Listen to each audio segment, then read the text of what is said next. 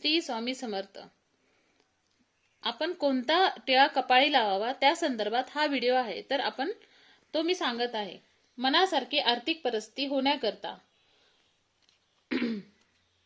सुख, समृद्धी, ऐश्वर्य आपल्या आयुष्यात यावे म्हणून आपण कोणता टिळा लावावा, जेणेकरून आपला काय फायदा होईल या संदर्भात हा व्हिडिओ आहे।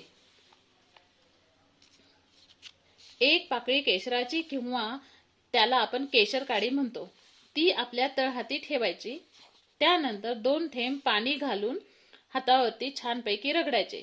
त्यानंतर थोडंसं अष्टगंध त्यावर ठेवायचे आणि ते पुन्हा रगडायचं। त्याचे जे मिश्रण तयार होते त्याचा टिळा मधल्या बोटाने आपण कपाळाला लावावा। याचा अतिशय सुंदर फायदा होतो। प्रयत्नांना अध्यात्माची गरज असते, तर आपण हा उपाय नक्की करून पहा।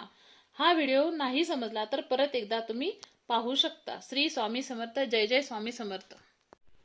हा व्हिडिओ आवडला असेल तर लाईक, सबस्क्राईब आणि शेअर करा, कमेंट्स करा। थँक्यू।